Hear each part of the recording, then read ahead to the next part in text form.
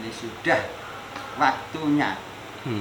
Kata orang Jawa, sileme gabus timbule watu item segoro kobong alas padang arang wong adang. Priya wanita aja mung ngaji syariat blok kok lah iki. Kita cintai. Jikalau kan kita dengan kalimat tauhid la ilaha illallah, jangan satu hari, 1 jam pun tidak membaca la ilaha illallah, hampa kita hidup, rasa hilang. Kalau itu sudah menjamah dalam kolbi, sudah mendarah daging, sudah manjing rasanya dalam jiwa, tidak bisa ditinggalkan. Itu sejatinya Rasul. Syariat tidak bisa ditinggalkan. Hakikat pun juga tidak bisa ditinggalkan. Gini, orang itu kalau terlalu kental mempelajari syariat saja tanpa menginjak di alam hakikat, sama halnya kita beli sapi gemuk tapi tidak ada nyawanya. Batang lah. Pas gemuk nyawang aku ya nggih. Alhamdulillah niki Pak nggih.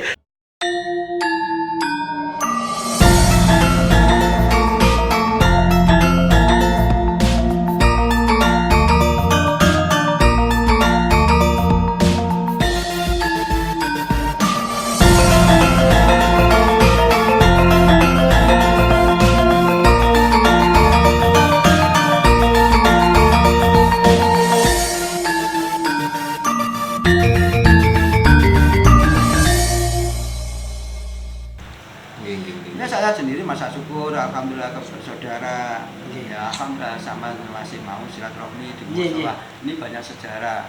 Tidak untuk kemungkinan dengan teman-teman itu untuk merjuangkan musola ini. Dulu tidak menyangka, tidak ada inisiatif membangun musola seperti ini. Kubu-kubu ternyata alhamdulillah banyak orang yang sedekah amal. Saya jadikan bangunan desain seperti ini terdiri dari kayu semuanya. Cuma sayang kadang-kadang anak-anak itu aneh-aneh. Lewat sini tidak mau jamaah, tidak mau tanya melambaikan tangan. Dadang, apa artinya? Nah, musola ini bicara, seakan-akan bicara. Menungso aku itu uwit potong, aku nggak pernah ngeluh. Kok gergaji, saya tidak mengeluh. Kok pasrah, kok paku nggak mengeluh. Dikarenakan untuk Allah. Tapi anehnya setelah terdiri aku kok biarkan begitu saja. Kau tinggalkan begitu saja. Apa artinya? Tunggu, jikalau aku jadi api akan ku bakar diri sendiri. Oh, sadis ya. Sadis. Ngomong orang kayu ini ya. Apa? Kayak gitu ngaji. Lah ya. Alhamdulillah, saya merasa syukur dengan adanya sampean ini datang ke sini bahas tentang masalah ini saya senang. Bukan bahkan bahas harta benda atau bahas yang lain, bahas tentang masalah amaliyah yang baik. Nah itu tadi ini loh Pak, saya sama Cak Mus ini kan ya masih muda terus kok gimana ya hidup ini kok gini, orang saling bentrok sana sini, beda keyakinan saling sikut gitu, itu gimana sih sebetulnya hidup ini harusnya kan gitu tadi. Kan sudah tertera dalam hadis. Ini zaman akhir itu akan terjadi bentrok di antara satu agama Islam sama Islam. Itu memang betul itu. Kalau sudah akhir satu tanda-tanda. Kita ini kalau melihat mau hujan ini pasti ada tanda. Ada mendung. Kok tanpa ada mendung hujan? Ya aneh. Apalagi nih mendung tanpa hujan ya. Jadi dari sana. Kudu nyanyi ki mau. Mendung tanpa hujan. Ternyata update iki Pak Marno. Iya. Ya, cinta itu tidak hanya ucapan bibir. Apa artinya kau mengatakan cinta tanpa tahu wajahku? Wah, ini kan. Ini wajah tuh. Wajahnya. Terus samawati wal ardul. Tidak hanya komunikasi lewat HP, memandang wajahmu di HP. Kan ada banyak tipuan di HP itu. Banyak sekarang ini hidup polesan. Nah, harus ya tahu yang sejati ini kayak apa. Nah, cinta tidak bisa digambarkan seperti di HP, di tulisan. Harus nyata, bertatap muka dan kayak apa. Agar kita hidup tidak tertipu. Cinta itu suci, tapi dinodai sendiri. Jadi intinya kalau Cak Mus tadi menanggapi bahwasanya kan ketika hidup itu kan terus berjalan. Berproses, ojo jembatan. Iki kah mungkin keliru dulu tuh. Wong urip mampir ngombe. Iki gak ngombe, ngopi gak mulai-mulai teman. Padahal ini masih terus berjalan. Itu pun kalau kita sampai terminal, itu belum tentu nyampe, masih terus berjalan. Bahwa istilahnya berproses. Mungkin sekarang bagi dulur-dulur mungkin yang lagi masih belajar sholat, terus belajar, tidak hanya sekedar bacaan ini Pak nggih. Mungkin lebih di mana dihayati. Ya jangan hanya sekedar akal. Lah kata syairane Gus Dur iku lah kan. Dubala kanca kan ya priya wanita aja mung ngaji syariat blok kok lah iki. Ini mungkin gimana Pak? Maksudnya bukan kita berarti lah kalau kita menyalahkan pun ya podo ae kan gitu. Mungkin yang benar ataupun yang bijaksana di atas kita ya terus berproses Pak. Salatnya sudah nggih Pak, Allahu Akbar. Allahu Akbar sami Allah. Tapi sudah saya rohnya nih ya, sudah saya gambarkan tadi. Kita hidup ini tidak langsung bisa berjalan.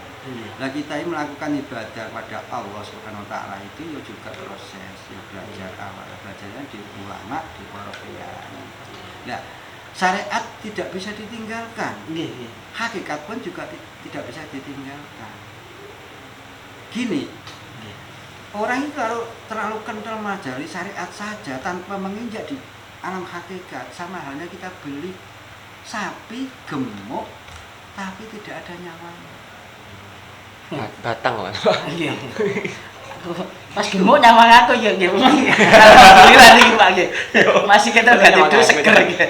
Uru wae. Tapi nek hakikatnya saja sama halnya beli sapi, tinggal tulang tapi itu. Rangkong itu. Itulah. Nggih. Maka kita hidup ini syariat kita bawa, hakikat kita pelajari, kita bawa. Tapi proses. Kadang-kadang kita hidup lingkup dalam rumah tangga dengan ada istri dengan anak. Tidak semudah itu dibawa langsung ke alam hakikat. Pertama dipelajari dengan syariat. Sampai paham tentang masalah syariat barulah nikah dan pelan-pelan. Nah, kadang-kadang itu bohong, kadang-kadang tiba-tiba ada orang rambutnya panjang, sering kesunan, puasa, tidak mau sholat, ya, sholatnya kerintek, yang penting ingat Allah, itu salah. Justru malah sesat nanti, mengkhawatirkan ya. Medeni. Karena syariat itu membawa masa untuk menarik. Setelah ini nanti kalau sudah dimasuk dalam lingkaran itu, langsung ditingkatkan di pelajaran yang anak hakikat. Kalau ini, ngeten Mbak, secara garis besar maupun detail teman-teman. Kalau Pak Maron sendiri mengartikan, mendefinisikan ataupun menjabarkan syariat kali hakikat itu bagaimana sih Mbak? Nganalogikain biar dulur-dulur seruput terus ngopi itu biar jadi kan syariat tidak boleh tinggal, tapi ketika syariat itu sudah dikerjakan ya terus berjalan belajar hakikat. Dalam bimbingan syariat pertama itu kan anak-anak itu kita sebagai orang muslim disekolahkan di madrasah diulangi alif ba ta sa jim. Nah, sampai meningkat. Sampai membaca Al-Qur'an alif lam. Itulah itu syariat. Diajari tentang masalah sholat, doanya, cara wudhu, cara sesuci, pakainya itu. Cara takbirnya, cara rukuknya, cara itidalnya, itu diajari, itu namanya syariat. Nah, syariat. Itu belum masalah jiwanya. Masih akal ya. Masih akal itu. Diakalkan dulu. Setelah itu baru jiwanya. Mas, ini sama sholat gini loh. Takbir Allah ini loh, begini loh. Nah, sama tidak usah toleh-toleh, terus hatinya dan jiwanya harus mantep, dan yakin kita kepada Allah. Nah, ini proses terus ya. Dan setelah itu tidak cukup hanya 5 waktu itu saja.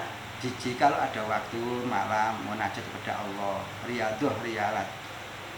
Jari wong tobiyen dengar-dengar ini suwe melek sida. Tapi kadang-kadang disifati, ditafsiri dengan anak muda sekarang ngopi ini sing suwe, HP-ne sing suwe. Ini bukan riyadhah itu, bukan riyadhah. Melek dalune menghabiskan rokok, bukan itu. Nah itu kadang-kadang di warung kopi tidak pulang-pulang, di situ main HP dengan cicipan terus itu. Penggaweanmu mat. Iya salah. Nggih, Pak. Jangan ditafsirkan seperti itu. Jadi duduk yang lama ya.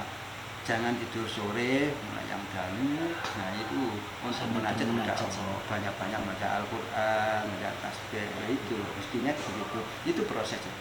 Nanti dapat petunjuk dari Allah, ya itulah. Itu pun sebelum mentok itu baru. Itu harus ada gurunya, tanggung jawab bersandar pada ulama. Ada Iya. yang mengarahkan seperti Gus Baha. Nah, Iya, itu. iya. Ya, Govo. Ini Pak, Nggih. ngapunten Pak. Apa itu kalau biar kita itu ndak terjebak terus di syariat itu treatment apa nggih yang bisa kita lakukan, maksudnya untuk treatment diri sih biar kita menjalani syariat itu kemudian bisa lebih lanjut menapaki hakikat yang ada di situ, apa gitu, mungkin lewat tafakur apa gitu, gimana Pak? Lewat Maksudnya saya kenapa sih kok disuruh kayak gini, kenapa harus gini, kenapa wudhu, ini kan syariat semua. Mesti kan ada inti syariat atau hakikat yang tersimpan gitu kan, supaya kita lebih mudah untuk berproses itu lebih ini Pak, apa Pak yang harus anak-anak muda kayak saya ini atau Cak Mus itu treatment apa untuk diri itu? Anak muda itu selagi tidak bisa berubah menghindari dengan teman yang sehari-harinya itu kegiatannya hanya ngopi dan HP-an dan sepeda motoran dan mencari tempat-tempat kesenangan, nggak bisa, sulit. Nggih. Maka kita ini harus menghindari. Karena kita ini selalu hidup bukan disupport dengan jiwa, tapi disupport dengan akal. Sehingga akal ini ditumpangi dengan nafsu. Sehingga sulit menjauh. Setiap hari menjauh, tambah menjauh, tambah menjauh. Nah, kalau sadar diri kita ini untuk apa sih saya sekedar hanya ngopi, ya ngopi, sekedar bermain ya bermain, tapi ada waktu-waktu tertentu itu kita upayakan. Mumpung dari wong tuwa mumpung dimai awake sik enom sik sehat. Aja digunakno sing gak, ayo digunakno sing ana bermanfaat. Niku mestine. Nah, sekarang begini ya. Sholat 5 waktu sudah diamalkan. Tapi setelah sholat salam pergi. Ini enggak cukup itu. Satu contoh saja. Kita beri Allah rezeki berupa satu hari kita digaji 1 juta. Kurang apa enggak? Kurang. Kapan ya kita ini digaji 2 juta? Digaji 2 juta, oke. Digaji 2 juta saya kurang. Kapan ya? 3 juta. Itu nafsu. Tidak ada syukurnya. Lain kabar tuh. Nah itulah. Nah, kenapa pertanyaan dalam jiwa kita ini punya rasa sejati rasa? Nah, urusan ibadah untuk besok di akhirat kok gak ada peningkatan? Kenapa ya sholat 5 waktu kok gak saya tambah sunatnya? Iya tak? Yang ditanyakan, yang dibaca, yang dipikir hanya hal-hal yang konkret urusan dunia. Sedangkan urusan ukhrawi tidak ada peningkatan. Aku masih tetap seperti dulu. Masih belajar sholat berarti. Berarti kita ini belum sholat, masih belajar sholat. Berarti paling enggak ini Pak nggih. Pengendalian nafsu-nafsu sing sifatnya kesenangan, kemudian ini Pak nggih. Gini masih saya jabarkan ya. Gerakan didik lah ngoten niku. Kenapa kok generasi muda semakin lama semakin merosot. Walaupun di situ ada lingkaran, ada kegiatan, ada organisasi ansor, bangser, tapi kenapa ya mengaku dia ini bimbingan ahli sunnah wal jamaah, tapi kenapa kok tidak sesuai dari ucapan dan tindakan? Nah itulah pertanyaannya. Dikarenakan manusia itu ada nafsu jumlah 4. Nah, iki nafsu jumlah 4. Jumlah 4. Maksudnya itu sudah Pak. Nafsu 4. Amarah, alwama, mutmainah, sofia. Nah, keempat nafsu ini yang jujur satu, mutmainah. Satu kejujuran melawan 3 kemungkaran tidak mungkin kita bisa menang. Sedangkan nafsu tidak bisa dihilangkan tapi harus dikalahkan. Kendalikan. Maka sampai Allah memerintahkan sholat itu takbir Allahu Akbar itu seakan-akan memadamkan api berupa nafsu bersarang dalam telinga. Kenapa kok di telinga? Jika sama dirasani diajak orang lain tidak terdengar gak gampang muring. Kenapa kok alwamah di meripat atau di mata? Dikarenakan saya melihat sesuatu menjadikan sifat iri dengki dikarenakan bisa melihat. Kok sandikan buta? Tidak bisa melihat, itu punya mobil, itu punya motor, itu punya istri, yang cari nggak tahu. Iya kan? Ya, mutmainah ini paling jujur bersarang dalam hidung. Hidung tidak bisa bohong. Tercium bau wangi ya wangi, badek ya Pak hadir. Indah. Nggih. Nah, yang terakhir Sofia, lesan atau bibir atau lidah itu wah memastikan banyak orang masuk neraka dikarenakan Bisa. Dari lisan. lisan. Karena lisan itu harimaumu, lidah lebih tajam daripada pedang. Inilah 3 kemungkaran, 1 kejujuran tidak mungkin bisa menang kita ini. Harus kita berlatih. Supaya bisa menang terus. Bisa menang caranya kita harus pendekatan diri kepada Allah lewat sholat, lewat zikir, lihat baca Al-Quran. Nggih, nggih. Dan tidak mudah diumpamakan dengan teman, tidak mudah diumpamakan dengan pandangan-pandangan yang selalu menipu daya kita ini di dunia ini. Itu Jenengan tadi sudah salah satu ngasih cara ataupun metode ketika pas baca Al-Fatihah, pas iya kana budu iya kana stain, tarik nafas dan mantep ngerasain itu terus diulang-ulang ya Pak. Nanti Iya. akan timbul rasa. Paling enggak sekarang kita tidak fasenya belajar sholat gerakannya, tapi mencoba merasakan sholat itu bagaimana. Nah, itu tadi ya. Nggih. Pak Marwo kan sering ngomong rasa jati sejati ning rasa diwedar lah. Iya, saiki. Maksudnya gimana? Lah, dari tadi kita sudah menanyakan, bahkan jenengan banyak mengudarkan bahwasanya ketika akal sama hati. Nah, ini cara mensinkronkan Pak. Ketika kita di dunia atau hidup di alam dunia ya, karena kan gak mungkin kita meninggalkan akal. Tapi bagaimana kok akal ini biar sinkron, bahwasanya di jiwa, dirasa ini biar tetap akal tetap bermain, cuman tetap disetir sama jiwa nopo di hati. antara kedua-duanya tidak bisa dihilangkan. Nggih. Biar sinkron. Dikarenakan di dunia ini ada malam, ada Siang. siang. Ya kan? Nggih. Ada miskin, ya juga ada kaya. Ada bumi, ada langit. Ada gemuk, ada Nah, kurus lah. di dunia ini yang menghuni hanya 2 orang, Dua orang laki-laki dan perempuan. perempuan. Nggih. Tidak bisa ditinggalkan. Nah, sejatine rasa manjing ning ngene jerone jiwa iki. Allah bikin roh itu dimasukkan dalam jiwa, masukkan dalam jasad manusia. Enggak mau. Gak mau Pak. Enggak mau, dikarenakan apa? Kita ini sehari-harinya berlumpur dosa. Dan kemanapun membawa Kotoran. Sedangkan roh diciptakan dari nur. Cahaya. Cahaya di atas cahaya. Suci. Kok didiken ngene kotoran? Nah, iki. Digawa morak-marik. Iya, iya. Nah inilah. Maka roh saya mau dimasukkan dalam jasad manusia, tapi taruhlah di tempat yang suci. Pada akhirnya bikin jiwa. Dimasukkan, langsung dimasukkan dalam kalbu. Nah, manusia diberi akal dan pikiran, muaranya di dalam otak. Untuk mikir, oh ya aku ini melakukan ini, aku mesti ono mobil. Gimana caranya nanti ono mobil? Harus aku menghindar.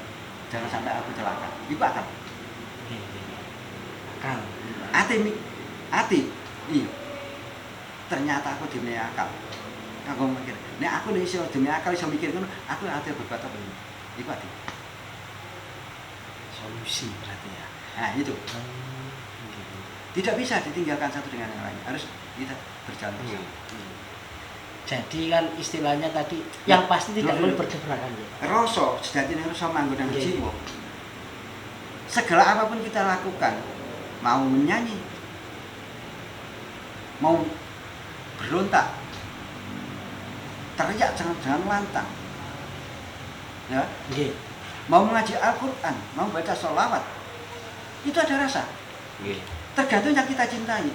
Jika kita dengan kalimat tauhid la ilaha illallah, jangan 1 hari, 1 jam pun tidak membaca la ilaha illallah, hampa kita hidup, rasa hilang. Kalau itu sudah menjamah dalam kolbi, sudah mendarah daging, sudah manjing rasanya dalam jiwa, tidak bisa ditinggalkan. Itu sejatinya rasa. Kabeh semua itu ada rasa, mau makannya ada rasanya. Akal, tak cukup jeruk, saya kupas, setelah saya makan, sing rasane jerone ati. Nah, zaman cinta dengan jeruk seterusnya ya mungkin ya jerak jeruk. Jadi cinta dengan Allah, kemanapun ya Allah. Alhamdulillah, ada kurang kadang-kadang anak-anak atau orang-orang itu ya kadang-kadang sampai timbul sugesti, kadang-kadang timbul refleks. Iya. Kadang-kadang kena duri jambut. Nah itu. Dikarenakan satu kulina, sesuai kebiasaan sebaca itu. Kalau setiap harinya Allah, la ilaha illallah, subhanallah, Allahumma sholli ala Muhammad, insyaallah kesandung batu desna, subhanallah. Nah itu. Berarti Pak, kalau dulu tanya rasa sejati ini rasa ini udah pundi nih? Gimana itu? Kalau ada yang nanya. Iya. Sejatine rasa manjing dalam jiwa, sejatine rasa itu gak ada rasa sing liya-liyane hanya Allah. Rindu dengan Allah. Dikatakan segala-galanya itu dari Allah. Dari Allah. Satu contoh perintah Allah. Ini hal kecil tapi berat. Cobalah. Siapa orangnya yang mau memberi sesuatu sedekah maupun amal kepada orang yang fakir miskin. Sampeyan biasakan kulinakno sing istiqomah. Pasti insyaallah tahu. Asalkan sampeyan itu ikhlas memberi sesuatu tanpa sampeyan pikirkan ya sudah. Bagiannya kita meludah. Pasti bisa dirasakan. Di satu saat sampeyan tercepit dimanapun pasti ada pertolongan. Fakta.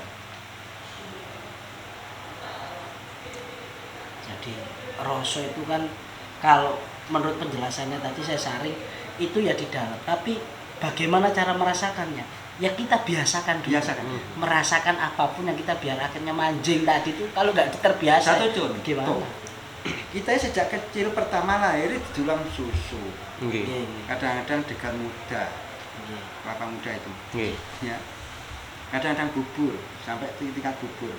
Sudah menjadi kebiasaan kita sehari-hari makan nasi sehingga terasa dalam jiwa kita ini. Sehari pun tidak makan nasi, yo kita ini terasa kurang kuat. Inilah. Nah kita ini selalu membaca kalimat tauhid, selalu zikir kepada Allah, selalu bertasbih. Sudah menjadi kebiasaan tidak membaca satu kali yo merasakan kelaparan. Dikarenakan unsur manusia itu ada dua unsur kita harus diberi makan. Jika jasad, ya makanan-makanan seperti nasi, sate, soto, gulai. Tapi jiwa tidak seperti itu. Makanan jiwa itu kalimat tauhid, la ilaha illallah atau sholawat atau bertasbih. Kalau sudah menjadi biasaan, itulah sehingga rasa manjing nang jiwa itu. Berarti membiasakan kehadiran Allah selalu, Pak nggih. Nah, dimanapun kita berada. Maka tadi saya sindir, kadang-kadang sampah bisa menjadi tasbih bisa menjadi sampah. Kenapa? Tasbih banyak di masjid berupa batu maupun terdiri dari kayu. Hanya sekilas ya untuk pajangan. Nah, sedangkan orang yang bijaksana kadang-kadang ada daun diambil subhanallah. Ada batu mengganggu di tengah jalan diambil subhanallah. Kalau Cak Mus ngerokok sambil dikir Allah terus pundi Pak? Dadi tasbih Pak? Ya bisa. Bisa juga. Tapi dengan syarat jangan diucapkan dengan bibir. Nanti penyataannya dengan orang lain dianggap baru ini ya. Rasakan mawon ya Pak. Dirasakan supaya terasa dalam jiwa. Nanti kalau merokok bisa Pak. Allah ini. Iki wis rada iki. Ya kadang kan ini harusnya iku rokoknya digawe tasbih degelangan. Bukan berarti ini enggak, ini maksudnya penjelasannya ya tetap itu kan kembali kita latihan merasakan selalu kehadiran Allah di mana pun. Kan wis ilmu hakikat. Iya, itu tadi. Ini rasanya itu tadi yang perlu kita. Ya, saudara, sahabat, pemirsa di channel ini sudah saya berpesan dari anak-anak muda, hati-hati mengalami hidup zaman sekarang. Ini sudah waktunya. Kata orang Jawa, sileme gabus timbule watu item segoro kobong alas padang arang wong adang. Nah, kenapa apa artine sileme gabus? Orang hidup zaman sekarang bikin rumah sudah tidak terdiri dari kayu, kebanyakan terdiri dari batu. saking angelnya kayu. Segoro Kobong sekarang itu di lautan itu wah nampak lampu sangat terang, sampai ada lampu untuk milik orang nelayan namanya lampu setan sampai menembus lumpur. Gitu. Dan kapal-kapal sekarang itu besar-besar lampunya jangan sampai padam. Makanya disebut sindiran Segoro Kobong. Alas Padang saiki jatah tempatnya kanggo permukiman. Dikarenakan manusia ini di dunia berkembang biak, sedangkan lahan ini masih tetap. Maka kehidupan ini tidak punya tempat tinggal sehingga alasnya itu ditebangi, kadang sebagian dicuri orang, ya bahkan kadang-kadang yang jaga sendiri ya bukan itu. Sehingga Alas Padang. Nah, arah wong Adang sekarang nggak ada orang Adang. Kata-katanya kalau melakukan kita adang atau masak itu dulu menggunakan dandang dan terdiri dari tanah kan, pakai kukusan, kekep itu adang. Nah, sekarang sabun sekarang pun itu juga jarang. Sekarang Mexikom. Nah, kalau yang keren sekarang nggak usah masak, Pak. GoFood. Online sudah datang di rumah. Tidur di rumah sudah sediain.